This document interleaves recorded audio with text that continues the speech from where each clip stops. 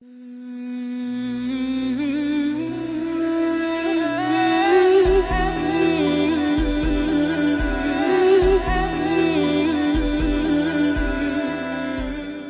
अल्हम्दुलिल्लाह नहमदुहु व नुसल्ली अला रसूलिहिल करीम अम्मा बाद इन्नल्लाह व मलाइकतहु युसल्लूना अलन नबी या अय्युहल्लज़ीना आमनु सल्लु अलैहि व सल्लिमु तस्लीमा अल्लाहुम्मा सल्लि अला मुहम्मद व अला आलि मुहम्मद अल्लाहुम्मा बारिक अला मुहम्मद व अला आलि मुहम्मद रब्बी यस्सिर व ला तुअस्सिर व तम्मिम बिल खैर। अस्सलामु अलैकुम व रहमतुल्लाहि व बरकातुहू। वेलकम टू अन-नस्र इस्लामिक क्लासेस। पिछली क्लास में हमने डिटेल से डिस्कस किया था जो हबशा की दूसरी हिजरत हुई है, उसमें मैंने आपको नजाशी के बारे में भी बताया था कि नजाशी कौन थे, कैसे उन्होंने अपनी जो किंगडम थी, जो उनकी सल्तनत थी, उनको मिली, और किस तरीके से जो दूसरी हिजरत कर कर जब मुसलमान यहाँ से गए थे मक्का से, तो उनको लेने के लिए, वापस लाने के लिए जो कुरैश मक्का थे उन्होंने अम्र इब्न अल-आस रज़ी अल्लाह ताला अन्हु को भेजा।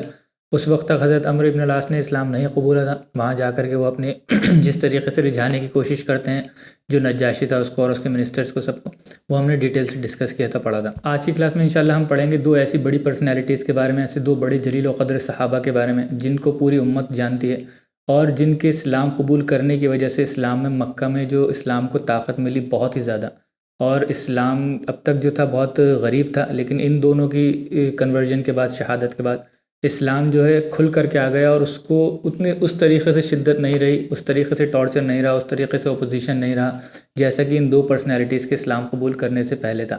और इन दोनों ही पर्सनैलिटीज़ के बारे में आप सब लोग जानते हैं, आप सब लोगों ने नाम सुना है उनका। बहुत ही बड़ी जलील व क़द्र पर्सनैलिटीज़ हैं इस्लाम में। और एक हैं सबसे पहले हज़रत हमज़ा इब्न अब्दुल मुत्तलिब रज़ी अल्लाह ताला अन्हु, जो कि रसूलुल्लाह सल्लल्लाहु अलैहि वसल्लम के चचा हैं, और दूसरे हैं हज़रत उमर इब्न अल-ख़त्ताब रज़ी अल्लाह ताला अन्हु, जो कि जिनको किसी इंट्रोडक्शन की ज़रूरत नहीं है। इस्लाम में अगर थर्ड बेस्ट पर्सनैलिटी उनको कहा जाए, यानी कि तीसरे सबसे इम्पॉर्टेंट या तीसरे सबसे अजीम शख्सियत, तो उसमें कोई गलत बात नहीं होगी। तो इंशाल्लाह आज हम इन्हीं दोनों के कन्वर्जन के बारे में पढ़ेंगे कि किस तरीके से इन्होंने इस्लाम को एक्सेप्ट किया, इस्लाम कबूला, उसके पूरे वाक़यात इंशाल्लाह डिटेल से डिस्कस करेंगे। देखिए, इंग्लिश में एक कहावत है, बहुत कहा जाता है कि the darkest hour is always before the dawn, यानी कि इस सुबह होने से पहले का जो एक घंटा होता है वो सबसे ज़्यादा अंधेरे वाला होता है, सबसे ज़्यादा डार्केस्ट आवर होता है वो। और उसको मतलब एक तरीके से उम्मीद के लिए कहा जाता है उस चीज़ को कि अब घबराइए मत, ये सबसे डार्केस्ट आवर तो है, लेकिन अब आने वाला जो वक्त है वो इंशाल्लाह उजाला लेकर के ही आएगा और जो परेशानियाँ हैं वो ख़त्म हो जाएंगी। ठीक उसी तरीके से वैसे तो हम सीरत में देखेंगे बहुत सारी जगह पर हमें मिलेगा अगर हम गौर व फिक्र करेंगे, लेकिन दो सिचुएशंस ऐसी हैं, दो जगहें ऐसी हैं, सीरत के ऐसे मोड़ हैं जहाँ पर अब ये लगने लगा था देख करके, अगर हम अब आज के हिसाब से देखें तो हमें थोड़ा सा आसान भी लगता है, लेकिन अगर आप उस वक्त के बारे में तसव्वुर करें तो उस वक्त ऐसा लगने लगता है कि अब कोई राह नहीं बची है, अब बहुत मुश्किल होगा इस्लाम पर चलना, या इस्लाम की अब मदद किस तरीके से होगी। जैसा कि हमने पिछली क्लासेस में डिस्कस भी किया, जब ख़ब्बाब इब्न अल-अरत रज़ी अल्लाह ताला अन्हु आते हैं रसूलुल्लाह के पास कि या रसूलुल्लाह मदद कब आएगी। पिछली क्लास में भी मैंने डिस्कस किया था जब अबू बकर रज़ी अल्लाह ताला ने कहा था कि या अल्लाह ताला हम कब तक इस परेशानी में रहेंगे, या अल्लाह ताला हमें इस परेशानी से निकाल।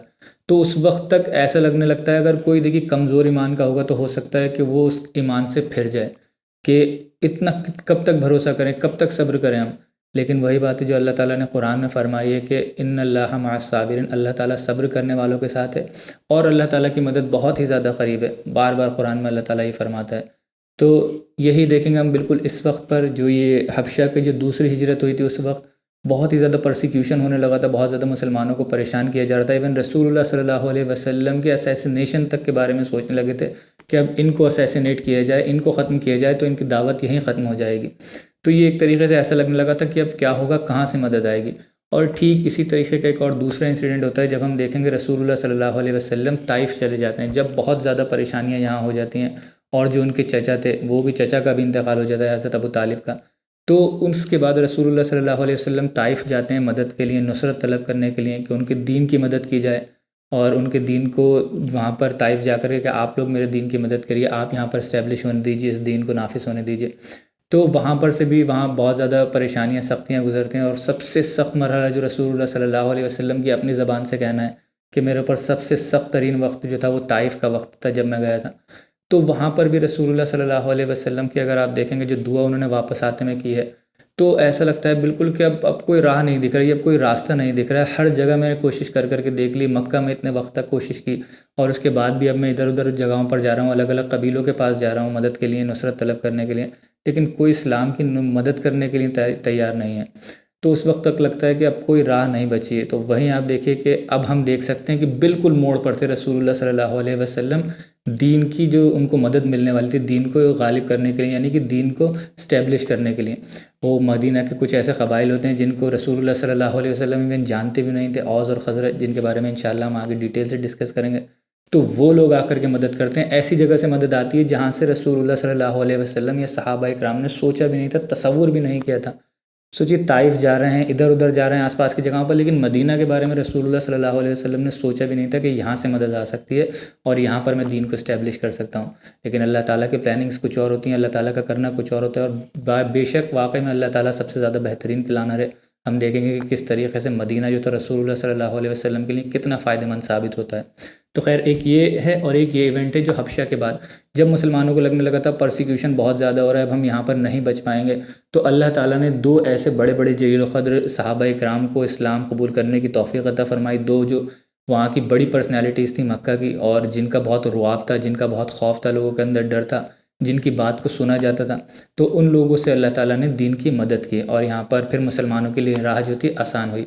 तो इंशाल्लाह आज उसी के बारे में हम डिस्कस करेंगे। जो सबसे पहला कन्वर्जन है, आप समझ लीजिए, हम आज की क्लास में पढ़ेंगे, वो है हज़रत हमज़ा रज़ी अल्लाह ताला अन्हु का, जो रसूलुल्लाह सल्लल्लाहु अलैहि वसल्लम के चचा हैं। पिछली क्लास में मैंने बताया था, मैं फिर से बता देता हूँ कि हज़रत हमज़ा रज़ी अल्लाह ताला अन्हु सिर्फ रसूलुल्लाह के चचा ही नहीं हैं, बल्कि दूध शरीका भाई भी हैं रसूलुल्लाह सल्लल्लाहु अलैहि वसल्लम के। जो सुवैबा उनके ग़ुलाम थे, उनके थ्रू रसूलुल्लाह सल्लल्लाहु अलैहि वसल्लम इनके दूध शरीका भाई भी हैं, फॉस्टर ब्रदर हज़रत हमज़ा रज़ी अल्लाह ताला अन्हु और रसूलुल्लाह सल्लल्लाहु अलैहि वसल्लम, और तीसरे हैं अबू सलमा। तीन लोग जो हैं ये फॉस्टर ब्रदर्स भी हैं। तो हज़रत हमज़ा जो है रसूलुल्लाह सल्लल्लाहु अलैहि वसल्लम से कुछ रिवायतों में आता है कि 2 साल बड़े थे, कुछ रिवायतों में आता है कि 4 साल भी बड़े थे रसूलुल्लाह सल्लल्लाहु अलैहि वसल्लम। तो 2 से 4 साल का डिफरेंस आता है रसूलुल्लाह और हज़रत हमज़ा रज़ी अल्लाह ताला अन्हु में। देखिए, हज़रत हमज़ा जो है उनको सभी लोग जानते थे कि बहुत अच्छे तीरंदाज थे हज़रत हमज़ा, और शिकारी, बहुत बड़े शिकारी थे, शिकार पर जाया करते थे। इवन यहाँ तक उनके लिए मशहूर रिवायतों में ये भी मिलता है कि वो शेर का शिकार बहुत ज़्यादा किया करते थे। बहुत खुशी होती थी उन्हें शेर का शिकार करने में, और उसको मारने के बाद उसकी जो खाल थी वो अपने कंधे पर डाला करते थे। तो लोग उनसे और भी रुआब उनका बढ़ता था इस चीज़ से कि ये तो शेर का शिकार करने वाला है, इतना ज़्यादा बहादुर शख्स है ये, इससे तो कोई बोले भी नहीं। तो और ख़ास तौर से फिर इतने बड़े ख़ानदान के थे वो, बनु हाशिम के, तो उनका एक अलग ही रुआब था मक्का के अंदर हज़रत हमज़ा रज़ी अल्लाह ताला अन्हु का। और ये क्या करते थे, ज़्यादातर जब भी शिकार को जाया करते थे, ज़्यादातर अपना आप समझ लीजिए 1 महीना है, तो महीने में से आधे से ज़्यादा दिन वो शिकार के लिए गुजारा करते थे जंगलात में जा कर के। अभी जब जाया करते थे शिकार करने के बाद, जब वापस आते थे हज़रत हमज़ा रज़ी अल्लाह ताला अन्हु, तो ये एक उमूमी तौर था। वैसे शिकार के लिए जाएं या मक्का के और भी जो लोग होते थे, अगर किसी जर्नी के लिए बाहर भी जाते थे मक्का से, और जब मक्का में दाखिल होते थे, तो सबसे पहले एक कस्टम था कि काबे का ये तवाफ़ किया करते थे जो भी लोग आया करते थे। तो इसी तरीके से हज़रत हमज़ा भी जब शिकार से वापस आते थे तो काबे का तवाफ़ किया करते थे। अब एक बार क्या हुआ होता है, जब हज़रत हमज़ा रज़ी अल्लाह ताला अन्हु शिकार पर गए हुए होते हैं, तो क्योंकि ये रसूलुल्लाह सल्लल्लाहु अलैहि वसल्लम के एक तरीके से प्रोटेक्शन का भी काम करते थे, हालांकि इस्लाम उस वक्त तक नहीं कबूला था, लेकिन ये और हज़रत अब्बास दोनों ऐसे थे, और हज़रत अबू तालिब, 3 लोग हज़रत रसूलुल्लाह सल्लल्लाहु अलैहि वसल्लम की बहुत ज़्यादा प्रोटेक्शन किया करते थे, इनके लिए हिफाजत के लिए हमेशा खड़े रहा करते थे। हालांकि इनके दीन पर नहीं थे, इस्लाम पर, लेकिन मदद के लिए हमेशा आगे रहा करते थे, अपनी जो उनकी रिश्तेदारी थी उसकी वजह से।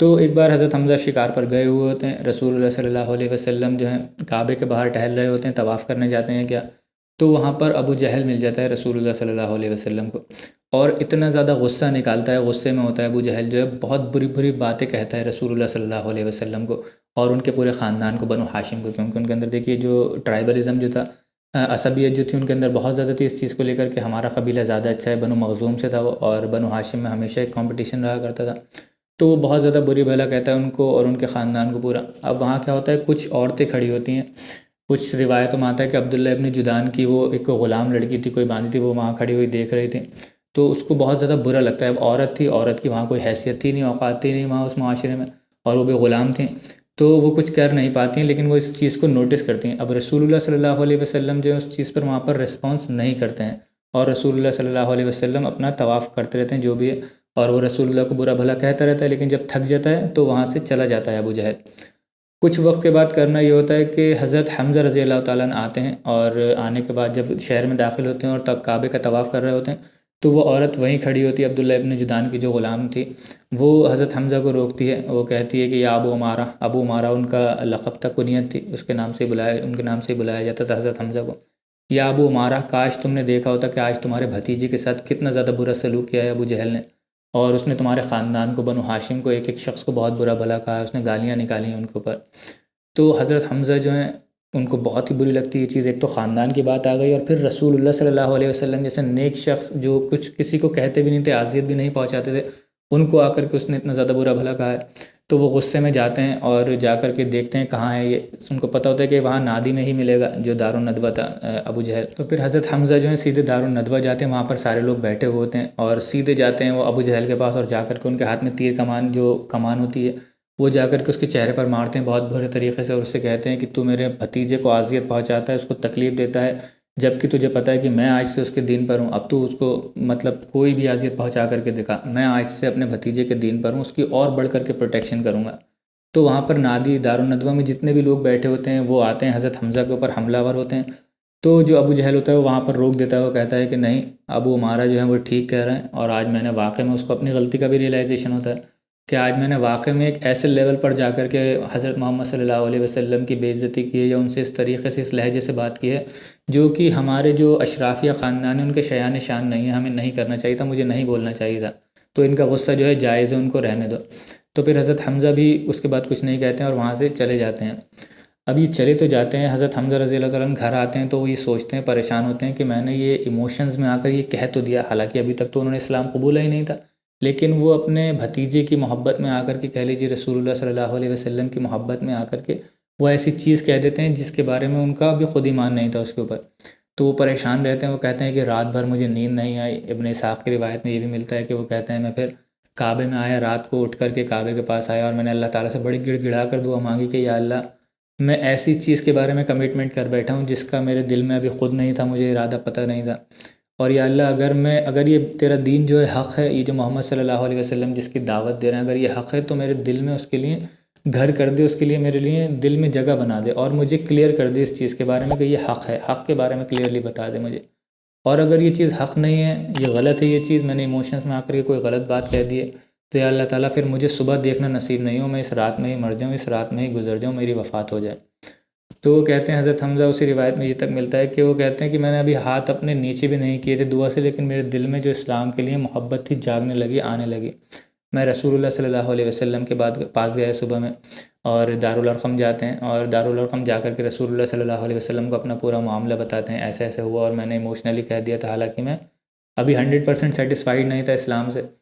तो फिर कहते हैं अपनी दुआ के बारे में बताते हैं, रसूलुल्लाह सल्लल्लाहु अलैहि वसल्लम उनको इस्लाम के बारे में बताते हैं बहुत, और जो इस्लाम की नॉलेज हैं, जो वही आई हुई होती है, कुरान बताते हैं उनको। तो उससे उनका जो ईमान था और ज़्यादा मजबूत हो जाता है, उनका इस डिसीजन लेने में उनको आसानी हो जाती है। वो रसूलुल्लाह सल्लल्लाहु अलैहि वसल्लम का हाथ पकड़ते हैं और कहते हैं कि अब मैं मुतमईन हूँ, मेरा दिल जो है इस चीज़ पर राज़ी हो गया है कि ये जो दीन है ये हक़ है और मैं इस्लाम कबूल करता हूँ और आपके हाथ पर मैं बैत करता हूँ, अशहदु अल्ला इलाहा इल्लल्लाह व अशहदु अन्ना मुहम्मदुर रसूलुल्लाह। वो पूरा वहाँ पर कलमा पढ़ते हैं और इबादत अपनी जो इस्लाम में दाखिल हो जाते हैं।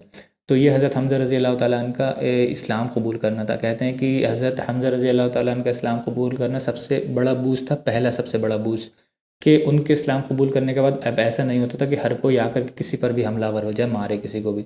और बहुत सोच समझ कर अगर किसी को हमला करना होता था या कोई टॉर्चर देना होता था तो वो देख करके कहीं हमज़ा ना आ जाए या हमज़ा को ना पता चल जाए और हमज़ा उनकी तरफ से आएगा अगर कोई हम बात ऐसी करेंगे जो गलत होगी तो। जैसे कि हमने देखा कि रसूलुल्लाह को जब उसने नाहक बुरा भला कहा तो हज़रत हमज़ा ने आकर के मारा, क्योंकि डरते नहीं थे वो किसी से और इतने बड़े ख़ानदान के थे, सबसे बड़ा ख़ानदान अगर कहा जाए तो कोई गलत नहीं होगा कि इतने बड़े ख़ानदान के शख्स थे वो, और उनका फिर नेचर अलग से। तो ये उनका पूरा वाक़या था इस्लाम कबूल करने का, हज़रत हमज़ा रज़ी अल्लाह ताला अन्हु का। अब देखिए ये जो इस्लाम कबूल करने का वाक़या है हज़रत हमज़ा रज़ी अल्लाह ताला अन्हु का, इब्न इसहाक़ ने बयान किया है।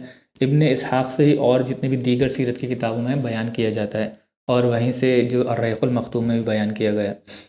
तो बहुत जो क्रिटिकल एनालिसिस करने वाले हैं, जो मुहद्दिसीन हैं ख़ास तौर से, जिनके हदीसों पर बहुत ज़्यादा निगाह होती है, तो उनका ये मानना है, उनका ये राय है कि ये जो हज़रत हमज़ा रज़ी अल्लाह ताला अन्हु का इस्लाम कबूल करने का वाक़या है कि उन्होंने इमोशंस में आकर के इस्लाम कबूल किया था, हालांकि वो सेटिस्फाइड नहीं थे। तो वो कहते हैं ये हमें किसी भी सही सनद से मिलता नहीं है, किसी हदीस की किताब से मिलता नहीं है। तो देखिए इसके अलावा भी हमें कोई और वर्जन नहीं मिलता है, सिर्फ़ एक यही वर्जन मिलता है हज़रत हमज़ा रज़ी अल्लाह ताला अन्हु का। तो और इब्न इसहाक़ जो हैं वो इतने ज़्यादा, सबसे ज़्यादा आप कह लीजिए ऑथेंटिक हैं सीरत की अगर मामला आता है तो। सीरत में जितनी भी ऑथेंटिसिटी उनकी सीरत को हासिल है उतनी किसी की सीरत को हासिल नहीं। और एक और सीरत की किताब है जो है मुख्तसर सीरतुर रसूल, जो कि लिखी है अब्दुल्ला इब्न मोहम्मद इब्न अब्दुल वहाब, जो अब्दुल वहाब साहब हैं उनके बेटे ने लिखी है। उसमें भी हमें सेम यही वाक़या मिलता है। तो इसके अलावा कोई और वाक़या नहीं मिलता है, और फिर हमें जब यही वाक़या मिलता है तो इसको इस वजह से ज़्यादा सीरत में बयान किया जाता है और हर सीरत में आपको मिल जाएगा। लेकिन मैंने बताना ये सही समझा कि आपको बता दिया जाए कि ये जो है वाक़या 100% ऑथेंटिक नहीं है, हमें किसी सही सनद से नहीं मिलता है।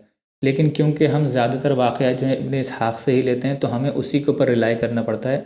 इस वजह से हम इस वाक़े को ले लेते हैं। शेख अलबानी भी कहते हैं अपनी सीरती किताब में कि ये हज़रत हमज़ा का जो वाक़या इस्लाम कबूल करने का, ये सही नहीं है कि उन्होंने आउट ऑफ इमोशंस इस्लाम कबूल किया था, ना कि आउट ऑफ कन्विक्शन। और ये हमें अगर किसी सही रिवायत से मिलता तो हम इसको डिनाई भी कर देते, हम कहते कि चलो हम नहीं मानते इस वाक़े को।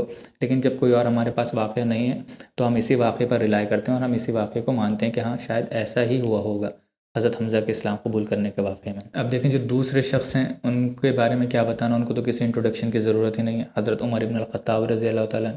और हज़रत उमर इब्न अल-ख़त्ताब जो हैं वो बनु अदी से बिलोंग करते थे, कबीला जो था बनु अदी था इनका, और बहुत बड़ा कबीला नहीं था कोई ये इनका। और एक कबीले के जो इनके वालिद थे वो सरदार थे, उनके बारे में पहले बता चुका हूँ। हज़रत अल-ख़त्ताब जो इनके वालिद थे उनके बारे में। हज़रत उमर इब्न अल-ख़त्ताब के जो एक बहन थी हज़रत फ़ातिमा, और हज़रत सईद जो इनके बहनोई थे, और इनके एक सौतेले भाई थे जो कि वालिद इनके सेम थे हज़रत उमर के और इनके भाई के, उनका नाम है ज़ैद इब्न अल-ख़त्ताब। इनके वालिद सेम थे दोनों के, लेकिन माएँ अलग अलग थीं। तो दूसरी माँ से थे ये ज़ैद इब्न अल-ख़त्ताब, लेकिन मोहब्बत बहुत ज़्यादा करते थे रसूल हज़रत उमर रज़ी अल्लाह तआला अन्हु से। और ये चाहते थे, इन तीनों ने सीक्रेटली इस्लाम कबूल कर लिया था। और क्योंकि हज़रत उमर रज़ी अल्लाह तआला ज़्यादा हार्श थे अपने ट्रीटमेंट में लोगों के साथ जो इस्लाम कबूल करते थे, तो वो बता नहीं पाते थे कि हमने इस्लाम कबूल कर लिया। लेकिन खैर ख्वाह तीनों बहुत ज़्यादा थे इनके, और वो चाहते थे कि जिस तरीके की पर्सनैलिटी उमर है, उमर को तो इस्लाम ज़रूर कबूल करना चाहिए। और हज़रत उमर रज़ी अल्लाह तआला अन्हु के केस में तो हमें अब्दुल्ला इब्न अब्बास से हदीस भी मिलती है, जिसमें हज़रत अब्दुल्ला इब्न अब्बास ही कहते हैं कि रसूलुल्लाह सल्लल्लाहु अलैहि वसल्लम ने दुआ फरमाई थी दो लोगों के केस में कि या अल्लाह ताला इन दो में से किसी एक के ज़रिए इस्लाम की मदद अता फरमाए, यानी कि वो लोग इस्लाम कबूल कर लें, फिर उनके ज़रिए इस्लाम की मदद हो। एक थे हज़रत उमर रज़ी अल्लाह तआला अन्हु, और दूसरा था अम्र इब्न हिशाम यानी कि अबू जहल जो था। इन दोनों के लिए रसूलुल्लाह सल्लल्लाहु अलैहि वसल्लम दुआ किया करते थे। लेकिन हज़रत उमर रज़ी अल्लाह तआला अन्हु के अंदर एक ऐसी आदत मुबारका थी जो कि उनका इस्लाम कबूल करने की वजह बनी, कि अगर उनको किसी बात के बारे में पता चल जाता था कि हाँ ये चीज़ सही है और ये चीज़ गलत है, तो फिर वो उनके अंदर जो जाहिलियत के तसव्वुरात थे वो रोकते नहीं थे उन्हें उस चीज़ से करने से, चाहे फिर वो उनके ख़िलाफ़ ही क्यों ना हो चीज़। जब तक उनको ये लगा कि मोहम्मद सल्लल्लाहु अलैहि वसल्लम गलत हैं और वो लोगों के अंदर तफ़रक़ा डाल रहे हैं, उन्होंने घर वालों को एक दूसरे से जुदा कर दिया है, बाप को बेटे के ख़िलाफ़ कर दिया है, शौहर को बीवी के ख़िलाफ़ कर दिया है, तो वो रसूलुल्लाह सल्लल्लाहु अलैहि वसल्लम का अपोजिशन करते रहे, उनकी मुखालफत करते रहे। लेकिन जिस दिन उन्हें ये रियलाइज़ हुआ है, उनको ये दिल में ये बात घर कर गई है कि अब इस्लाम जो है हक़ है, फिर उन्होंने एक भी दिन नहीं लगाया और इस्लाम को कबूल कर लिया उन्होंने फ़ौरन। अब देखिए हज़रत उमर रज़ी अल्लाह तआला अन्हु के बारे में अगर क्लासेस की जाएँ तो कई सीरीज़ बन सकती है पूरी, और इंशाअल्लाह हमारा इरादा भी है कि एक बार ये सीरत कंप्लीट होगी तो उसके बाद हज़रत उमर रज़ी अल्लाह तआला अन्हु की ही बायोग्राफ़ी पर क्लासेस की जाएँ, सीरीज़ की जाए एक पूरी। तो उस पर बहुत काफ़ी सारा वक्त लग सकता है। एक छोटे से क्लास में मैं कितना डिस्कस कर सकता हूँ, ज़्यादातर चीज़ें आपको पता होंगी हज़रत उमर रज़ी अल्लाह तआला अन्हु के बारे में। लेकिन हज़रत उमर रज़ी अल्लाह तआला अन्हु का इस्लाम कबूल करना ऐसा नहीं है कि जैसे हज़रत हमज़ा के केस में हुआ, एकदम फ़ौरन उन्होंने इस्लाम कबूल कर लिया। एक इवेंट हुआ उनके साथ, उन्होंने फ़ौरन इस्लाम कबूल कर लिया। हज़रत उमर रज़ी अल्लाह तआला अन्हु के केसेस में बहुत सारे एक सीरीज़ ऑफ इवेंट्स हुए हैं जिसकी वजह से उनके दिल में जो है इस्लाम घर कर गया, इस्लाम उनके अंदर उनको एहसास हो गया कि ये हक़ है। बहुत सारे वाक़यात नरेटेड हैं, कुछ वाक़यात मैं यहाँ पर बता देता हूँ। और एक वाक़या तो आता है जब उन्होंने पहली बार इस्लाम के बारे में सुना था, उसके बारे में आता है, वो उनके बेटे हैं उनसे ही हदीस रिवायत है, वो बताते हैं वो पूरा वाक़या। वो कहते हैं कि एक बार हम बैठे हुए थे, उनका हज़रत उमर रज़ी अल्लाह तआला अन्हु का ही दौर ख़िलाफ़त था, वो चल रहा था, और हज़रत उमर और बाकी सारे सहाबा मस्जिद में बैठे हुए थे, मस्जिद नबवी में। एक शख्स उनके सामने से गुज़रता है जो कि बड़ा हैंडसम, बहुत खूबसूरत होता है। तो हज़रत उमर रज़ी अल्लाह तआला अन्हु कहते हैं, उस हदीस के अल्फाज कुछ इस तरीके से हैं, अब्दुल्ला इब्न उमर कहते हैं कि मेरे वालिद ने आज तक कभी भी ये नहीं कहा कि मुझे ऐसा लगता है। जब वो ये बात कहते थे मुझे ऐसा लगता है, तो उनकी जो बात होती थी लगने वाली वो सही साबित होती थी। तो वो कहते हैं एक बार ऐसा ही होता है, हम मस्जिद नबवी में बैठे होते हैं और एक शख्स बहुत हैंडसम सामने से गुजरता है, तो मेरे जो वालिद यानी कि जो हज़रत उमर थे वो ये कहते हैं कि मुझे ऐसा लगता है कि या तो मैं गलत हूँ, या फिर ये जो शख्स है ये अभी तक अपने बाप दादा के रिलीजन पर है, उन्हीं के दीन पर है, या फिर ये जो है एक फॉर्चून टेलर था, यानी कि जो लोग आगे का फ्यूचर बताते हैं वो था ये।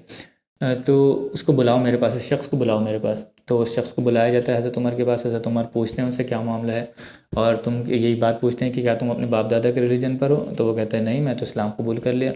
तो हज़रत उमर कहते हैं कि तो फिर इसका मतलब तुम फॉर्चून टेलर थे अपने ज़माने में। तो वो मना करता है, तो हज़रत उमर उसको डांटते हैं बहुत सख्ती के साथ, कहते हैं कि बताओ, सच सच सच बताओ, वरना मैं तुम्हारे पर कोड़े लगवाऊंगा अभी। तो फिर वो जो शख्स है वो कहता है कि हाँ या अमीरुल मोमिनीन, आप सही कह रहे हैं, इस्लाम से पहले मैं जो अपने सीरिया में था ये तब उस वक्त, वो ये कहते हैं कि मैं अपने लोगों के लिए फॉर्च्यून टेलर था और मैं उनको बताता था जो आगे आने वाले वक्त के बारे में, जो फ्यूचर इवेंट्स हुआ करते थे। तो हज़रत उमर कहते हैं कि अच्छा फिर अपने वक्त का कोई ऐसा वाक़या बताओ अपनी जिन्नी के बारे में, जो तुम्हारे पास जिन थे, जिन्नी हैं, उनके बारे में कोई एक स्ट्रेंज इवेंट बताओ जो कि तुम्हें बड़ी हैरत हुई हो, जिसके बारे में तुम्हें पता चला हो। तो वो कहते हैं हाँ अमीरुल मोमिनीन, एक वाक़या तो ऐसा है वाक़या में जिस पर मुझे बहुत ज़्यादा हैरत हुई थी। वो कहते हैं क्या? तो वो कहते हैं कि जब इस्लाम आया नहीं था, जब इस्लाम के बस शुरुआती वक्त होगा, और उस वक्त मैं वहाँ था अपने सीरिया में, और वहाँ पर मेरी जिन्नी आती है बहुत ज़्यादा और बड़ी बदहवास होती है वो, और आकर के मुझसे ये कहती है कि एक नया शख्स आया है और वो कह रहा है कि इस्लाम के मतलब अल्लाह के अलावा कोई माबूद नहीं है, एक नया शख्स आया है, बड़ा मतलब मर्समराइजिंग शख्स आया है, जिसको वो अल्फाज में डिफ़ाइन नहीं कर पाते हैं। वो कहते हैं कि एक नया शख्स, मतलब उनको पता चलता है कि कोई नया इवेंट हुआ है, कोई नई चीज़ आई है अरब के मुआशरे में। तो वो कहते हैं हज़रत, और मुझे कहते हैं कि वो डरी हुई थी, उनकी जो जिन्नी थी बहुत ज़्यादा डर करके ये बता रही थी कि ये माशरा जो है बदलने वाला है, तब्दील होने वाला है, एक नया शख्स आया है नई दावत ले करके।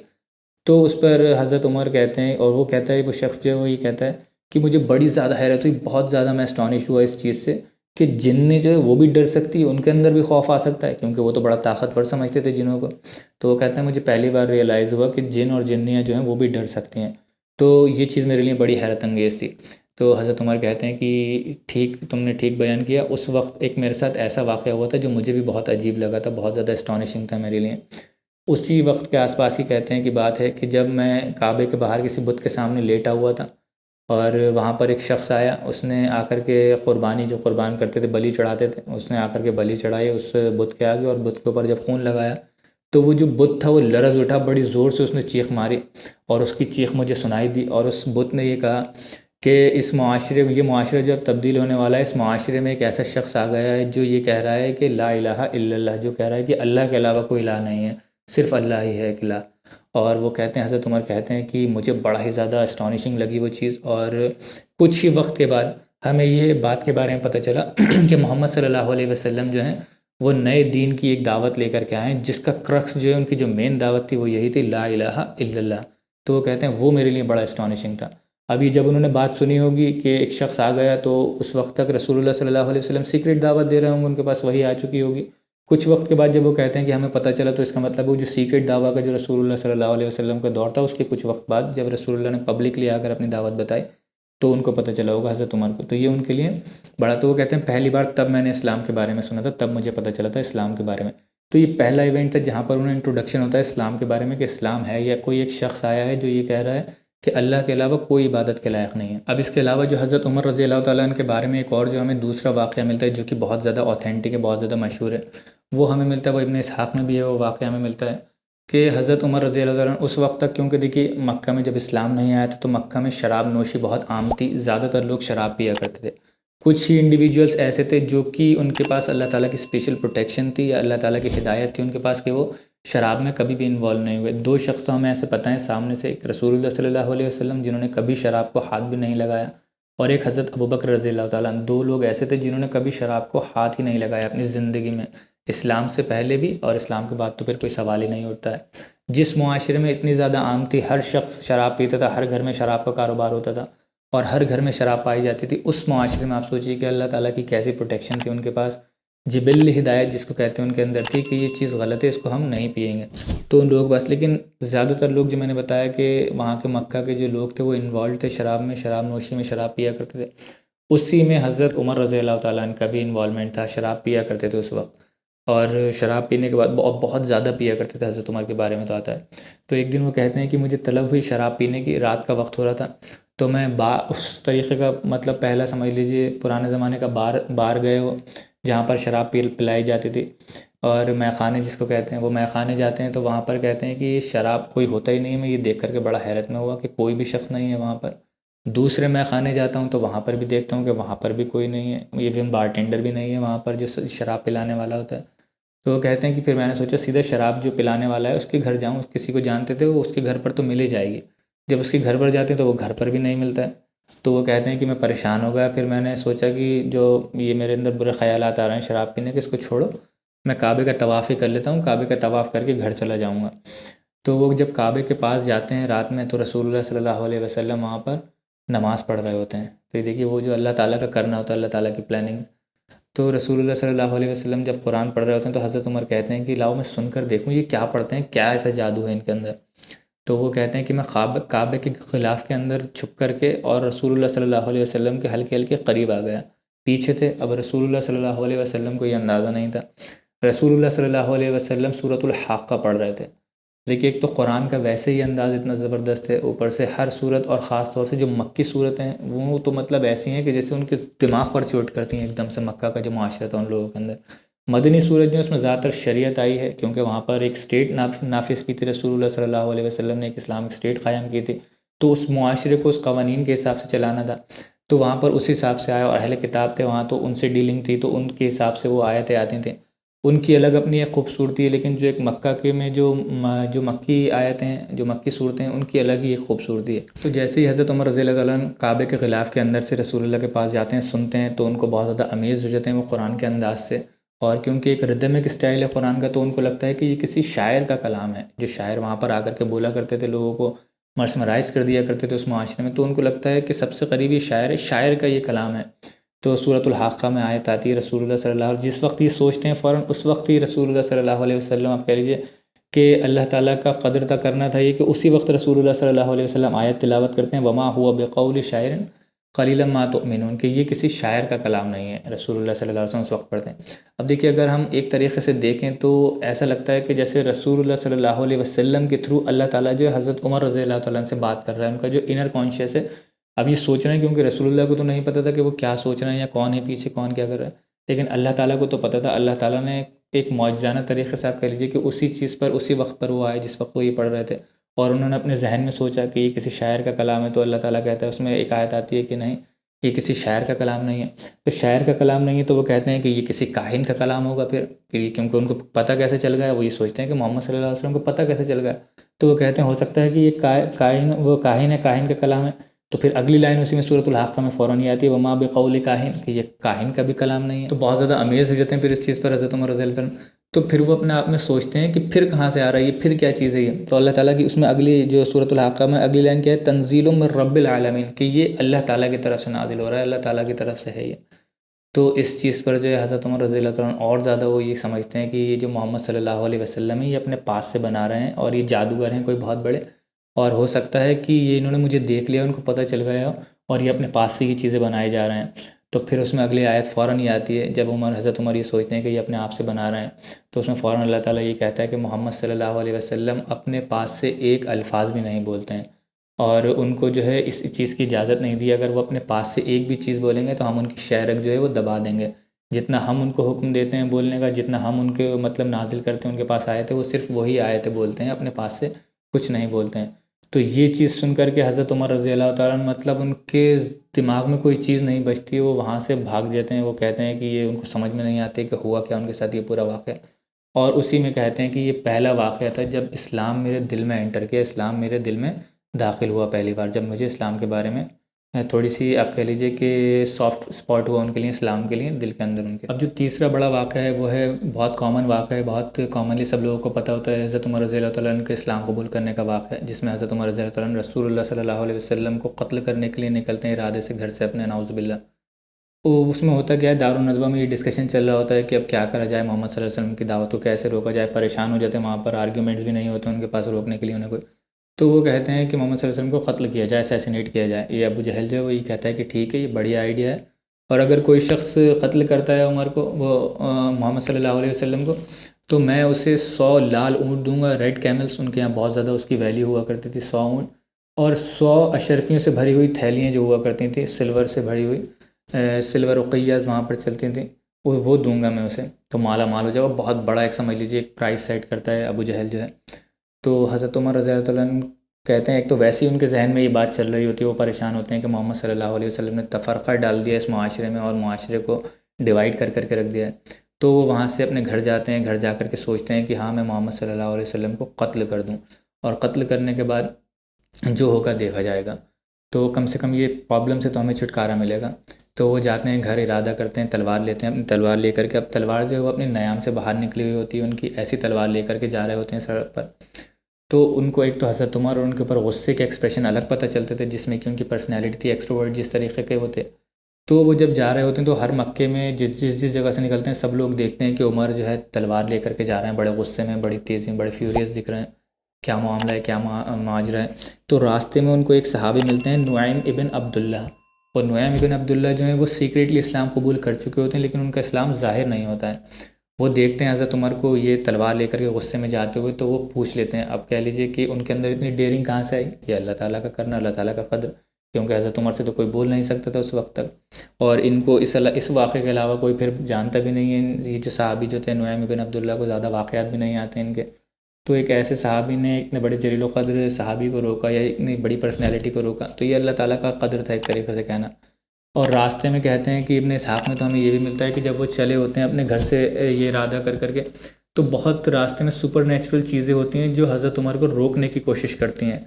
यानी कि कहीं पेड़ से आवाज़ आ रही है उनको, कहीं पत्थर से आवाज़ आ रही है उनको, इस चीज़ से रोकने के लिए कि ये चीज़ नहीं करें, या कुछ उनको अलग सा लग रहा था हज़रत उमर रज़ी अल्लाह तआला अन्हु को। लेकिन जब एक्सट्रीम पर पहुँच जाते हैं, जब रुकते ही नहीं हैं, तो फिर उनको नुआइम इबन अब्दुल्ला मिलते हैं। और नुआइम बिन अब्दुल्ला जो है वो हज़रत उमर से पूछते हैं कि उमर कहाँ जा रहे हो इतनी जल्दी में, इतने गुस्से में, तलवार लिए हाथ में। तो हज़रत उमर रज़ी अल्लाह अन्हु गुस्से में तो होते ही, वो उनसे कहते हैं कि मैं जा रहा हूँ, आज जो ये अकाउंट में सेटल कर दूँगा, आज जो इस मक्के के मुआशरे में पूरा तफ़रक़ा फैला हुआ है, आज सब चीज़ें सेटल हो जाएंगी, मैं सबको बराबर कर दूँगा। तो वो कहते हैं कि क्या इरादा है उमर तुम्हारा, क्या करने जा रहा है? वो कहते हैं कि मैं मोहम्मद सल्लल्लाहु अलैहि वसल्लम को क़त्ल करने जा रहा हूँ, और मोहम्मद की वजह से ये सारी परेशानी है, सारा तफ़रक़ा फैला हुआ है। तो हज़रत नुआइम जो होते हैं वो तो इस्लाम को भी कबूल कर चुके होते हैं। वो कहते हैं उनको बहुत बुरा लगता है, हालांकि दिखा नहीं सकते वो ये चीज़ एकदम। वो ये कहते हैं कि उमर क्या तुम अपने आप को बहुत ज़्यादा बड़ा समझने लगे हो, तुम्हारा दिमाग ख़राब हो गया लगता है। तो कहते हैं कि क्यों? कहते हैं क्या तुम समझते हो बनु हाशिम या अब्द मनाफ जो है तुम्हें ऐसे ही छोड़ देंगे? तुम्हारे कबीले की हैसियत ही क्या है, औकात ही क्या है उनके आगे? तो मैं तुम्हारे पूरे कबीले को ख़त्म कर दिया जाएगा, तुम तो बचोगे ही नहीं। तो हज़रत उमर कहते हैं कि मुझे कोई परेशानी नहीं है, अगर मुझे कोई नुकसान होता भी है उस चीज़ को लेकर के, और मैं ख़ुद जा कर के अपने आप को बनु हाशिम के सामने अपने आप को पेश कर दूँगा। मोहम्मद सल्लल्लाहु अलैहि वसल्लम को कत्ल करने के बाद एक बार कहेंगे कि मैं अपने सामने पेश कर दूँगा, अगर वो कत्ल करना चाहें मुझे तो कत्ल कर दें, मुझे कोई परेशानी नहीं है। एक आदमी के बदले एक आदमी कत्ल हो जाएगा, ख़त्म हो जाएगा, ये मुआशरा तो ठीक हो जाएगा कम से कम।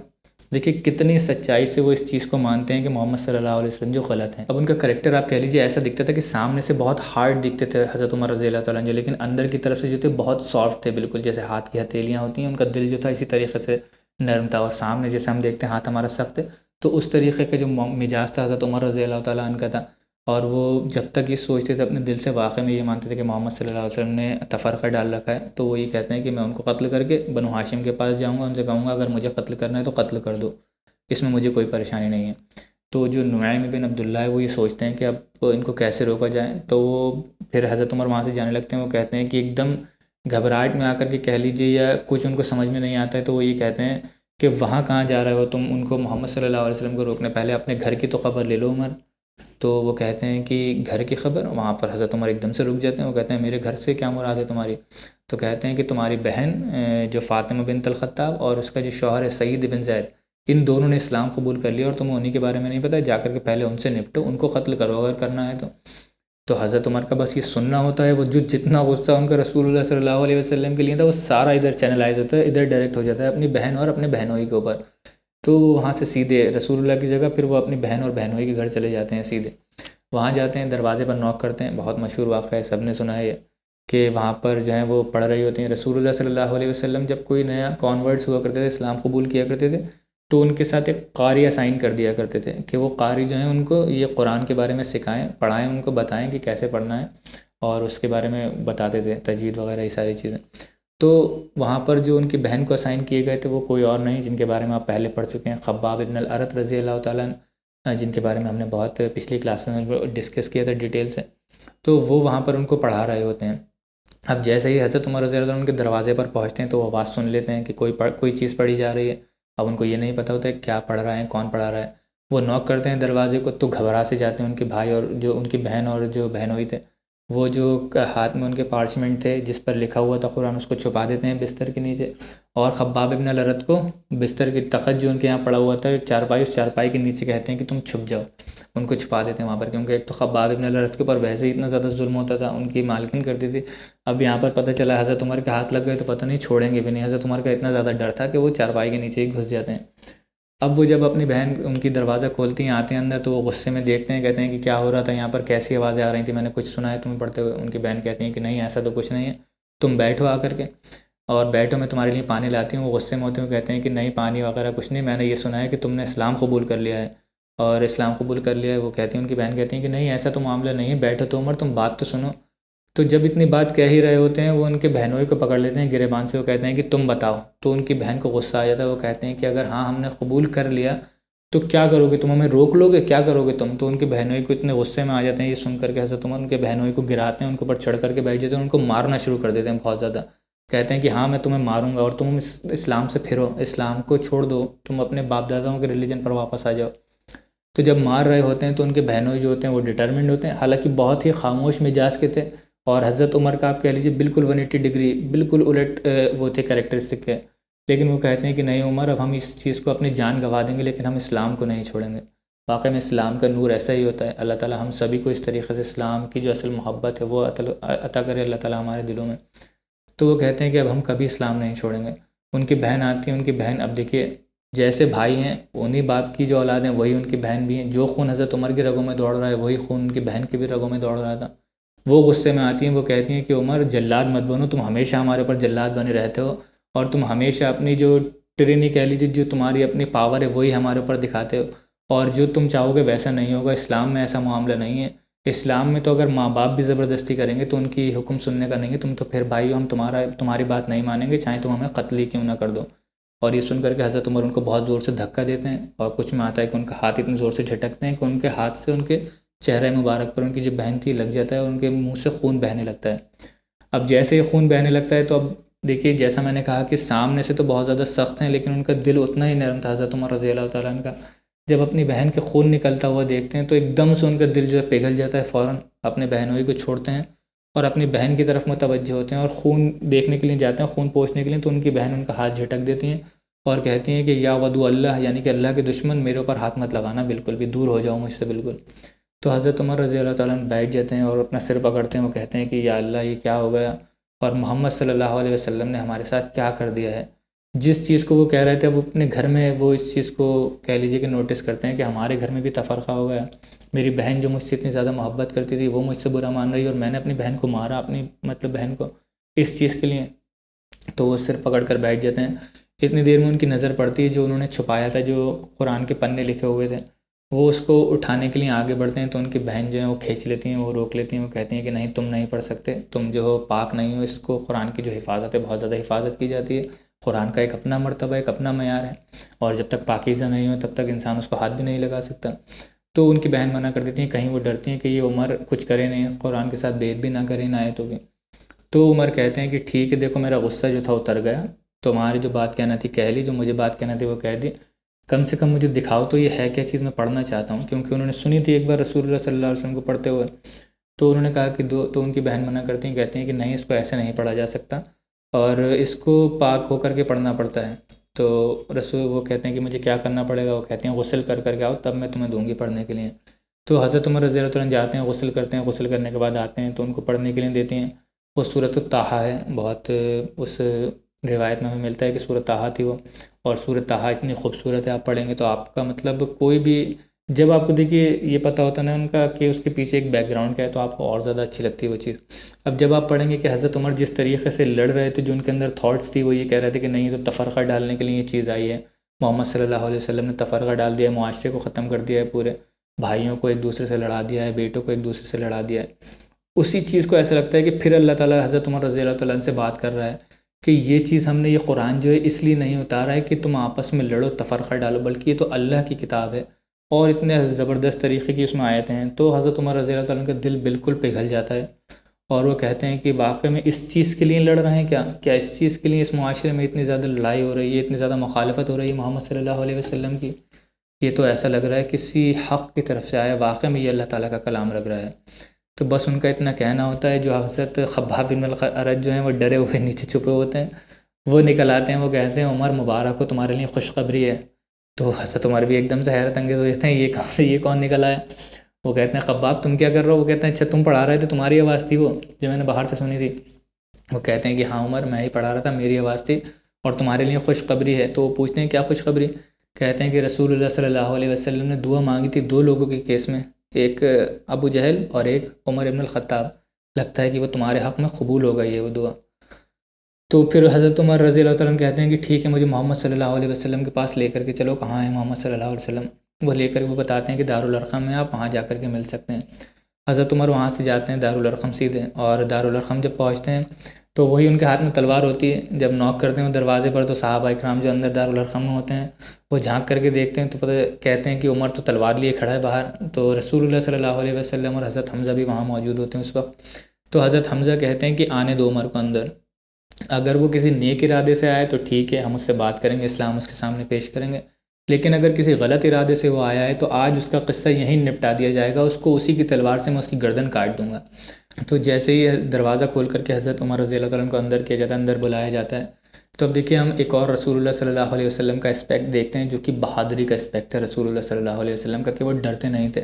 अब सोचिए हज़रत उमर रज़ी अल्लाह तआला अन्हु ऐसी पर्सनैलिटी थे जिनसे पूरा मक्का मुआशरा डरता था, और उनका जिस तरीक़े से मशहूर थे कि टिरनिकल नेचर है इनका, बहुत ही सख्त मिजाज के हैं ये, और बहुत ही ज़्यादा लड़ाइयों में आगे रहा करते थे, कुश्ती किया करते थे, बहुत ताकतवर थे हज़रत उमर रज़ी अल्लाह तआला अन्हु। तो जैसे ही उनको अंदर लिया जाता है रसूलुल्लाह सल्लल्लाहु अलैहि वसल्लम उनका गिरेबान पकड़ करके उनको दीवार से लगा देते हैं ऐसे। और कुछ रिवायतों में तो ये भी मिलता है कि उमर कब तक इस चीज़ पर रहोगे, तुम कब तक हठ धर्मी दिखाते रहोगे, कब तक इस्लाम के बारे में ये जो हक़ है इसको कब तक नहीं कबूल करोगे। तो वहाँ पर सबसे पहले अल्फ़ाज़ जो हज़रत उमर रज़ी अल्लाह तआला के मुँह मुबारक से निकलते, तो वहाँ पर सबसे पहले अल्फ़ाज़ जो हज़रत उमर रज़ी अल्लाह तआला के मुँह से निकलते हैं वो यही कि या रसूलुल्लाह, मैं इस्लाम कबूल करने आया हूँ। बस इतना सुनना था कि रसूलुल्लाह सल्लल्लाहु अलैहि वसल्लम सबसे बड़ी तकबीर लगाते हैं अल्लाहु अकबर, और रसूलुल्लाह सल्लल्लाहु अलैहि वसल्लम की तकबीर के बाद जो वहाँ पर जितने ही मुसलमान मौजूद होते हैं वो तकबीर लगाते हैं अल्लाहु अकबर अल्लाहु अकबर। और इतनी बड़ी बड़ी तकबीरें लगी थी कि कहते हैं कि पूरे मक्का के मुआशरे में वो सुनी गई अल्लाहु अकबर की तकबीर। और उसी को हज़रत अब्दुल्लाह इब्न मसूद ने कहा है कि जिस दिन इस्लाम कबूल किया उमर ने, उस दिन से लेकर जब तक उनकी वफ़ात हुई, इस्लाम जो है इज़्ज़त ही इज़्ज़त में रहा, इस्लाम ग्लोरी ही ग्लोरी में रहा। इस्लाम का जो ग्राफ था वो ऊपर ही जाता रहा, कभी नीचे नहीं आया। वाक़ई में इसी तरीक़े की पर्सनैलिटी थे हज़रत उमर रज़ी अल्लाह तआला अन्हु, जिनको किसी इंट्रोडक्शन की ज़रूरत नहीं है। देखिए ये जो वाक़या मैंने आपको बताया, तीसरा वाक़या जो उनके बहन के घर जाने वाला था वाक़या पूरा, ये हमें किसी सही सनद से नहीं मिलता है, किसी ऑथेंटिक सनद से नहीं मिलता है। लेकिन इसको क्योंकि इब्न इसहाक़ में लिखा हुआ है, इब्न इसहाक़ में मेंशन किया हुआ है, और भी बड़ी बड़ी दीगर सीरत की किताबों में ये वाक़या जो है रिपोर्ट किया गया है, लिखा हुआ है, तो इसमें और ये माशरे में बहुत आम भी है। ज़्यादातर उलमा इकराम जो हैं वो यही कहते हैं कि ये वाक़या जो है सही है, इसको एक्सेप्ट के मानते हैं, वो ज़ईफ़ भी है उसके बाद भी मान लेते हैं, एक्सेप्ट कर लेते हैं। लेकिन कुछ उलमा इकराम की राय यही है, ख़ासतौर पर शेख अलबानी जो है वो ये कहते हैं अपनी सीरत की किताब में, उन्होंने लिखा है कि ये वाक़या सही नहीं है। उन्होंने कहा और भी वाक़या मेंशन किए हैं जो कि हमें सही हदीस से मिलते हैं, उन्होंने वो वाक़या मेंशन किए हैं, लेकिन ये वाक़या मेंशन नहीं किया। लेकिन जितनी बड़ी बड़ी सीरत की किताबें उनमें ये आपको वाक़या मिल जाएगा। बताना सिर्फ मेरा यही था कि बहुत ज़्यादा ऑथेंटिक नहीं है। अगर आप कहीं पर सुने कोई आपसे कहे कि ये वाक़या जो ऑथेंटिक नहीं है, तो हाँ ये वाक़या में ये वाक़या जो है तीसरा वाक़या वो ऑथेंटिक, मतलब किसी सनद, सही सनद से हमें मजबूत सनद से नहीं मिलता है जिसको हम कह सकें जैसे उसूल मुहद्दिसीन पे जो रिवायतें सही साबित होती हैं वो उस किसी ऐसी सनद से हमें नहीं मिलता है ये वाक़या। अब होता क्या है, जब ये इस्लाम कबूल कर लेते हैं, अब देखिए इसको सपोर्ट करती हुई कुछ और रिवायतें मिलती हैं जिससे हमें लगता है कि हाँ हो सकता है ऐसा ही हुआ हो, क्योंकि देखिए जो फ़िक़्ह जो है ना वो बड़ी ही ज़बरदस्त चीज़ है इस्लाम में समझने की जो चीज़ है। तो किसी वाक़े को सपोर्ट करती हुई अगर कोई सही सनद की चीज़ें मिलती हैं तो उसूल मुहद्दिसीन पे ये माना जाता है कि हाँ इस वाक़े को भी हम ले सकते हैं कि हो सकता है ऐसा ही हुआ हो। तो ये इस्लाम कबूल करने के बाद जब हज़रत उमर जो हैं, जिस तरीक़े का उनका नेचर था, अब छुपा करके तो नहीं रख सकते थे, बहुत से लोग हम देखते हैं जिस केस में कि अपना इस्लाम जो है छुपा करके रखते थे। तो रसूलुल्लाह सल्लल्लाहु अलैहि वसल्लम ने उनसे कहा भी कि तुम अपना इस्लाम ज़ाहिर करने की ज़रूरत नहीं है, लेकिन वो कहते हैं कि नहीं या रसूलुल्लाह, जब खुल करके मुखालिफत की है तो खुल करके सपोर्ट भी करूँगा मैं इस्लाम को इंशाअल्लाह, और अब तो हक़ मुझे पता चल चुका है। तो वो जा कर के सबसे पहले ढूंढते हैं कि कौन ऐसा शख्स है जो सबसे पहले अफवाह फैला दे पूरे शहर में, जंगल में जैसे आग लगती है उस तरीके से आग लगा दे। तो एक शख्स के बारे में उन्हें पता चलता है कि ये शख्स है, इसको अगर कोई बात पता चले तो ये तो सब जगह जाकर नगाड़े बजा करके बता देता है ये बात। उसके पास जाते हैं सबसे पहले हज़रत उमर। इब्न इसहाक़ में ये मिलता है हमें। उससे जा कर के बताते हैं कि तुम्हें पता है मैंने इस्लाम कबूल कर लिया। वो कहते हैं कि जैसा बैठा हुआ होता है फ़ौरन खड़ा हो जाता है। उसने अपने कपड़े भी ढंग से नहीं पहनता है और अपना ढोल लेकर के बाहर भागता है और दारुन नदवा के पास जा कर के और बजा कर के कहता है कि सुनो सुनो, क्या तुम लोगों को पता चला कि जो उमर है उसने हमारा दीन छोड़ दिया और वो मोहम्मद के दीन पर चला गया है। वहाँ पर पूरे मुआशरे में बातें होने लगती हैं। और ये भी हमें मिलता है सही रिवायतों से कि एक एक के घर जा कर के जो बड़े बड़े लीडर थे जो दारुन नदवों में बैठा करते थे, उनके अल-वलीद इब्न अल-मुग़ीरा उनके घर जा कर के नॉक कर कर के कहते हैं कि क्या तुम्हें पता है कि मैंने इस्लाम कबूल कर लिया। और वो वहाँ से उनको दरवाज़ा बंद करके भगा देता है। अल-वलीद जो है वो कहता है कि जाओ तुम बर्बाद हो, तुमने क्या कर लिया, उमर मत करो ऐसा। और फिर वो जाता है अपने जो उसके मामू थे अबू जहल के पास जाता है और कहता है कि वो अबू जहल बुलाता है घर के अंदर, लेकिन वो घर में नहीं जाते हैं। वो कहते हैं कि क्या तुम्हें पता चला? तो अबू जहल कहता है कि क्या? कहता है कि मैंने इस्लाम कबूल कर लिया है। तो अबू जहल को तो समझ में ही नहीं आता है कि मैं क्या कहूँ क्या करूँ। और कल तक जो मुझे मतलब अपोज़ कर रहा था, मेरा साथ दे रहा था दारुन नदवा में खड़ा हुआ, आज उसने इस्लाम कबूल कर लिया है। मेरा कह लीजिए उनके लिए एक तुरुप का इक्का थे। वो बड़े उनके साथ में रहा करते थे। अब हज़रत उमर जो थे अबू जहल के साथ रहा करते थे, उनको सपोर्ट करते थे। तो कहता है कि तुम बर्बाद हो जाओ, तुमने क्या चीज़ कर ली, तुमने पूछ तो लिया होता, कम से इस चीज़ के बारे में कंसर्न तो कर लिया होता। तो हज़रत उमर कहते हैं कि ये कंसर्न करने वाली चीज़ नहीं है, ये तो अल्लाह की तरफ से है। और वो कहता है कि जाओ तुम बर्बाद हो जाओ। दरवाज़ा जो उनके मुंह पर मार करके बंद करके कहता है कि तुम चले जाओ यहाँ से। और वहाँ से फिर हज़रत उमर जो हैं और लोगों के पास जाते हैं, उनको बताते हैं जो बड़ी बड़ी पर्सनैलिटीज़ थी। और उमय्या इब्न खलफ़ के घर भी जाते हैं, वहाँ भी बताते हैं उनको। और फिर जा कर के जो दारुन नदवा था उसके बाहर जा कर के ऐलान करते हैं। और वहाँ पर जब ऐलान करते हैं तो कुछ लोग वहाँ मौजूद होते हैं जो कि लड़ने आ जाते हैं हज़रत उमर रज़ी अल्लाह तआला अन्हु से मारने के लिए कि ये क्या कर लिया उमर ने। तो अब देखिए हज़रत उमर जो थे इम्यून तो नहीं थे इस चीज़ से कि ताकतवर मशहूर थे, गुस्से वाले मशहूर थे, लेकिन 15-20 लोग इकट्ठे हो जाएं तो किसी एक शख्स को तो मार सकते हैं, कितना भी ताकतवर हो।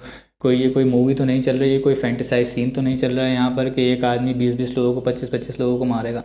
तो वहाँ पर दिन भर कुछ रिवायतों में आता है, सही उसमें हदीसों में हमें मिलता है कि दिन भर मशक्क़त चलती रही, हज़रत उमर लड़ते रहे। कुछ लोगों थे कभी कोई आ जाता था, कभी कोई आ जाता था। और अब्दुल्लाह इब्न उमर कहते हैं कि हम डरे हुए रहते थे, सहमे हुए रहते थे उस वक्त, जब तक कि अल-आस बिन वाइल नहीं आ गए उस दिन। अल-आस बिन वाइल यानी कि हज़रत अमर इब्न अल-आस के जो वालिद हैं, और उनका इनके कबीले से एक पैक्ट था और इनके प्रोटेक्शन में रहा करते थे ये लोग। और एक बड़ा कबीला जो था वो था बनु जुमा था, तो उनकी प्रोटेक्शन में ही रहा करते थे बनु आदी जो थे। तो वो कहते हैं कि अल-आस बिन वाइल आए, उन्होंने छुड़ाया, उन्होंने कहा कि ये क्या कर रहे हो तुम लोग, क्यों मार रहे हो उमर को? तो हज़रत उमर वहाँ पर बता देते हैं बहुत खुल कर के कि मैंने जो इस्लाम कबूल कर लिया, अब ये लोग जो हैं मुझे मार रहे हैं इस चीज़ के लिए, इस्लाम कबूल करने की वजह से। और मैं एक एक को मतलब मैं इस चीज़ से नहीं हटूँगा, मैं अपने वापस जो बाप दादा का जो दीन था, जाहिलियत का जो दीन था, उस पर वापस नहीं आऊँगा। और तो इस वजह से ये लोग मुझे मार रहे हैं। तो जो अल-आस बिन वाइल थे उनका बहुत रसूख था, वहाँ पर लीडर थे, बड़े लीडर थे वो कहते हैं कि चलो सब लोग अपने अपने घर जाओ, भगा देते हैं वहाँ से। वो कहते हैं कि उमर को कोई हाथ नहीं लगाएगा, उमर जो है मेरी प्रोटेक्शन में है। क्या तुम लोगों को ये नहीं पता है कि बनु अदी हमारी प्रोटेक्शन में है? तो फिर वहाँ से वो लोग कुछ बोलते नहीं हैं, चले जाते हैं। तो वो हज़रत उमर को घर लेकर के जाते हैं, वो समझाते हैं कि उमर अगर तुमने कोई चीज़ कर ली थी, तुम्हें अपने लिए इस्लाम बेहतर लग रहा था, तुमने इस्लाम कबूल कर लिया, तो तुम्हें ये चीज़ आकर के पब्लिकली बताना ज़रूरी थी, तुम अपने आप में ही रख सकते थे, इस चीज़ को बताने की कोई ज़रूरत नहीं थी। तो हज़रत उमर कहते हैं कि नहीं, जो चीज़ मुझे लगती है, जो मैंने आपको बताया ना उनका कैरेक्टर था, तो वो कहते हैं कि नहीं, जो चीज़ मुझे सही लगती है तो मैं उसको पब्लिकली बताऊंगा, प्रोक्लेम करूंगा उसको। तो फिर उनको प्रोटेक्शन हो जाती है, फिर उनको कोई कुछ नहीं कहता हज़रत उमर रज़ी अल्लाह तआला अन्हु को। अब उनको हज़रत उमर रज़ी अल्लाह तआला अन्हु को फ़ारूक़ आज़म का ये जो टाइटल था वो कैसे मिला? फ़ारूक़ का उमर अल फ़ारूक़ जो उनको कहा जाता है, वो उसके बारे में भी एक रिवायत में हमें मिलता है कि उनसे अब्दुल्लाह इब्न अब्बास शायद पूछते हैं कि आपको ये टाइटल कैसे मिला? तो वो बताते हैं कि जब उन्होंने इस्लाम कबूल किया था, तो इस्लाम कबूल करने के बाद अब देखिए जैसा उनका कैरेक्टर, वो कहते हैं रसूलुल्लाह के पास जाते हैं, रसूलुल्लाह से कहते हैं कि क्या रसूलुल्लाह हम हक़ पर नहीं हैं? तो रसूलुल्लाह कहते हैं हाँ हम हक़ पर हैं।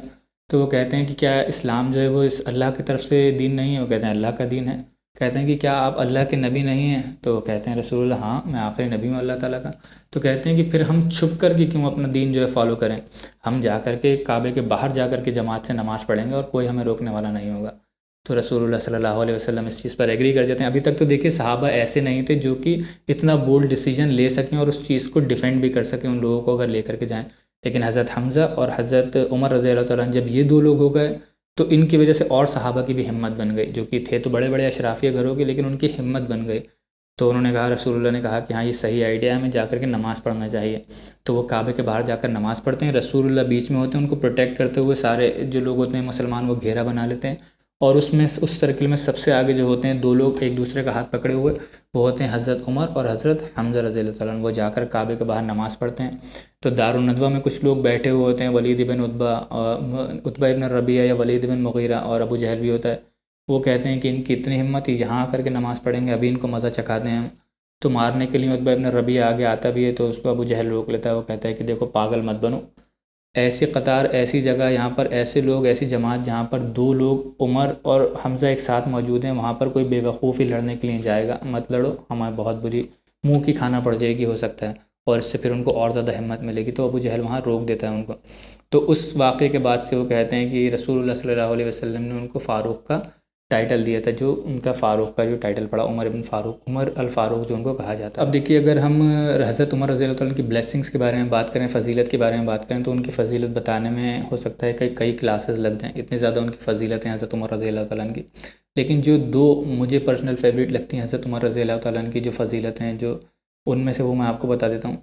एक तो वो जिसमें हज़रत उमर रज़ियल्लाहु ताला के बारे में रसूलुल्लाह ने कहा कि पिछली जो उम्मतें थी उसमें जो थे एक कुछ लोग, नेक लोग ऐसे हुआ करते थे जिनसे आकर के फ़रिश्ते डायरेक्टली बात किया करते थे और फ़रिश्ते उनको इंस्पायर किया करते थे, गाइड किया करते थे। मेरी उम्मत में अगर कोई शख्स ऐसा होता या मेरी उम्मत में कोई नबी होता तो वो उमर होते। यानी कि ये बहुत बड़ी चीज़ है हज़रत उमर रज़ियल्लाहु ताला अन्हु के लिए कि रसूलुल्लाह सल्लल्लाहु अलैहि वसल्लम ने उनको नबी तक का दर्जा दिया है कि अगर कोई नबी होता, हालांकि नबी कोई है नहीं, नबूवत का जो सिलसिला था वो ख़त्म हो गया रसूलुल्लाह के ऊपर, अगर कोई होता तो वो उमर होता, जिसमें का उनका कैरेक्टर है। और जैसे नेक शख्स जो होते थे पहले हुआ करते थे जिनसे फ़रिश्ते आकर के बात करते थे, ठीक उसी कैरेक्टर के हज़रत उमर रज़ियल्लाहु ताला ने, बहुत बड़ी उनके लिए फ़जीलत है। और दूसरी फ़जीलत जो है वो जो कि, क्योंकि उसको हम पॉलिटिकल एंगल से देखेंगे, पॉलिटिकल एंगल से, कि इस्लाम जो है सिर्फ़ ऐसा नमाज रोज़े हज का ही नाम नहीं है, सिर्फ मज़हब का ही नाम नहीं है कि आपने नमाज़ें पढ़ ली या रोज़ा कर लिया। आप देखिए, इस्लाम जो है वो पूरे मुआशरे को प्रोटेक्ट करता है, हर चीज़ को। अल्लाह ताला ने हर चीज़ के अहकाम उसमें बताएं, पॉलिटिक्स से भी रिलेटेड अहकाम बताएं, इकोनॉमिक सिस्टम से रिलेटेड भी अहकाम बताएं हैं, सोशल सिस्टम से भी रिलेटेड बताएं। तो ये पूरा एक दीन है, एक पूरा आप कह लीजिए एक पैकेज है पूरा। ऐसा नहीं है कि सिर्फ हम नमाज रोज़ा ही ले लें, इस्लाम का पूरा हमें एक्सेप्ट करना होता है। जो रसूलुल्लाह सल्लल्लाहु अलैहि वसल्लम की असल दावत थी, तो उसको रसूलुल्लाह सल्लल्लाहु अलैहि वसल्लम ने कहा है कि मेरी उम्मत और फितनों के दरमियान एक दरवाज़ा है जो कि उमर है, इसको जब तोड़ दिया जाएगा तो फितने जो है उम्मत के अंदर दाखिल हो जाएंगे। ठीक उसी तरीक़े से होता है। अब आप देखेंगे जब इस्लाम कबूल करा है, और वही अब्दुल्लाह इब्न अब्बास की हदीस याद करिए कि जिस दिन, अब्दुल्लाह इब्न मसूद की, कि जिस दिन उमर ने इस्लाम कबूल किया और उनकी वफ़ात तक इस्लाम इज़्ज़त में रहा, ग्लोरी में रहा। क्यों? क्योंकि उन्होंने उस पूरे सिस्टम को प्रोटेक्ट कर करके रखा। ख़ास तौर से उनका जो दौर खिलाफत है, उन्होंने उस पूरा जो दीन है इस्लाम को प्रोटेक्ट कर करके रखा, कोई डेंट नहीं लगने दिया उसमें। कोई जो आउटसाइड पावर्स थी, जो लोग इस्लाम को नुकसान पहुंचाना चाहते थे, उनको बहुत अच्छे तरीके से उनसे निपटे और जंगें हुई बहुत सारी। लेकिन इस्लाम एज अ दीन को कोई, उन्होंने उसके ऊपर चोट या आँच नहीं आने दी, उसको प्रोटेक्टेड रखा बिल्कुल। उसी वजह से आप देखेंगे कि उनके दौर खिलाफत में सबसे ज़्यादा जो मुसलमानों का बेहतरीन दौर था, उन्हीं का दौर खिलाफत था। इसी वजह से उनके में देखते हैं। तो ये उनकी आप कह लीजिए एक पॉलिटिकल लीडर होने के बारे में रसूलुल्लाह सल्लल्लाहु अलैहि वसल्लम ने एक तारीफ़ की है। एक कह लीजिए इस एनक्रिप्टेड मैसेज जिसको होता है कि मेरी उम्मत और फितनों के दरमियान जो दरवाज़ा है वो उमर है, जब उसको गिरा दिया जाएगा। तो इसमें इनडायरेक्टली रसूलुल्लाह सल्लल्लाहु अलैहि वसल्लम ये भी बता रहे हैं, जब उसको तोड़ दिया जाएगा यानी कि उनकी शहादत होगी। इसके बारे में तो बहुत ज़्यादा, अगर इसमें से फ़िक़्ह निकाली जाए तो बहुत ज़्यादा फ़िक़्ह निकाली जा सकती है इस हदीस के अंदर से। तो वो कहते हैं कि जब उस दरवाज़े को तोड़ दिया जाएगा तो फितने दाखिल हो जाएंगे और फिर क़यामत तक वो फितने रुकेंगे नहीं। ठीक वैसे ही हुआ हज़रत उमर रज़ियल्लाहु ताला अन्हु की शहादत के बाद जो फितने दाखिल होना शुरू हुए हैं फिर मुसलमान उम्मत के अंदर, फिर मुसलमान उम्मत का ग्राफ जो है नीचे ही गिरता रहा। जिसको मैंने बताया ना कि हज़रत उमर के आने के बाद जो वो ग्राफ था ऊपर जा रहा था, उनके जाने के बाद वो ग्राफ हल्के हल्के नीचे आने लगा। मुसलमानों का तो ग्राफ ऊपर गया, लेकिन इस्लाम एज अ दीन, उसका जो ग्राफ था वो नीचे आने लगा। जो मैं बता रहा हूँ पूरा एक सिस्टम है इस्लाम, उस चीज़ का जो ग्राफ था वो नीचे आने लगा। तो ये हज़रत उमर रज़ियल्लाहु ताला अन्हु के बारे में पूरा वाक़या था उनका इस्लाम कबूल करने का। और इससे पहले जो हमने वाक़या डिस्कस किया हज़रत हमज़ा रज़ियल्लाहु ताला अन्हु का। तो दो बड़ी पर्सनैलिटी, दो जय्यद आप कह लीजिए सहाबा इकराम, जो बड़े जलील क़द्र सहाबा इकराम, उनके कन्वर्जन के बारे में था। इंशाअल्लाह अगली क्लास में हम डिस्कस करेंगे जो रसूलुल्लाह सल्लल्लाहु अलैहि वसल्लम ये बनु हाशिम का जो बॉयकॉट हुआ है और उनको एक जगह जाने पर मजबूर कर दिया गया था, वहाँ जाकर के रहें। बहुत सख्त तरीन दौर गुजरा है ये बनु हाशिम के ऊपर, रसूलुल्लाह सल्लल्लाहु अलैहि वसल्लम के ऊपर। और उसके बाद उससे भी ज़्यादा सख्त तरीन दौर रसूलुल्लाह सल्लल्लाहु अलैहि वसल्लम की ज़िंदगी में आया है। अभी देखिए, अगर आपको अभी लग रहा था कि ये तो बड़ी परेशानियां गुजर रही, तो ये कुछ भी नहीं है। अब जो वक्त रसूलुल्लाह के ऊपर आने वाला है, जो कहते हैं, जो मैंने आपको शुरू में बताया था ना कि the darkest hour is always before don, बिल्कुल वही होने वाला है। अब बॉयकॉट होगा, बॉयकॉट के बाद उनके जो चचा, जो एक्सटर्नल सपोर्ट थे रसूलुल्लाह सल्लल्लाहु अलैहि वसल्लम की, उनकी वफ़ात, और फिर उनके बाद कुछ ही दिन बाद जो उनकी एक इंटरनल सपोर्ट थी, आप कह लीजिए रसूलुल्लाह सल्लल्लाहु अलैहि वसल्लम की उनकी जो बीवी थी हज़रत खदीजा रज़ी अल्लाह तआला अन्हा, जिनसे बहुत बेपनाह मोहब्बत वो किया करते थे रसूलुल्लाह सल्लल्लाहु अलैहि वसल्लम, दोनों ही एक के बाद कुछ थोड़े से ही वक्फे के अंदर दोनों ही रुखसत हो जाते हैं, इस दुनिया से चले जाते हैं। और अल्लाह ताला इस लेवल पर जाकर के रसूलुल्लाह सल्लल्लाहु अलैहि वसल्लम को आज़माता है कि ये मुआशरा तो उनको आज़मा ही रहा है, उसके साथ साथ उनको ये दो इतने बड़े झटके रसूलुल्लाह सल्लल्लाहु अलैहि वसल्लम को लगते हैं, जिनको बहुत खूबसूरती से रसूलुल्लाह सल्लल्लाहु अलैहि वसल्लम ओवरकम करते हैं। इसीलिए अल्लाह ताला ने कहा है कि वो आपके लिए एग्जाम्पल हैं। फिर उसके बाद जो ताइफ़ का वाक़या आता है, वो भी रसूलुल्लाह सल्लल्लाहु अलैहि वसल्लम के लिए बहुत ही ज़्यादा आप कह लीजिए कि बहुत ही सख्त तरीन वाक़या था रसूलुल्लाह सल्लल्लाहु अलैहि वसल्लम के लिए। तो अगली क्लासेस में इंशाल्लाह हम उसी को डिस्कस करेंगे। अल्लाह ताला से दुआ है कि इसमें जो भी बहैसियत इंसान हमसे गलतियाँ हो गई, हमारे दिल से मुआफ़ अता फ़रमाए। अल्लाह ताला मुझे कहने से ज़्यादा, आपको सुनने से ज़्यादा अमल करने की तौफ़ीक़ अता फ़रमाए। सुब्हानकल्लाहुम्मा व बिहम्दिका अशहदु अल्ला इलाहा इल्ला अंता अस्तग़फिरुका व अतूबु इलैक व मा अलैना इल्लल बलागुल मुबीन। जज़ाकुमुल्लाहु खैरन व अहसनल जज़ा।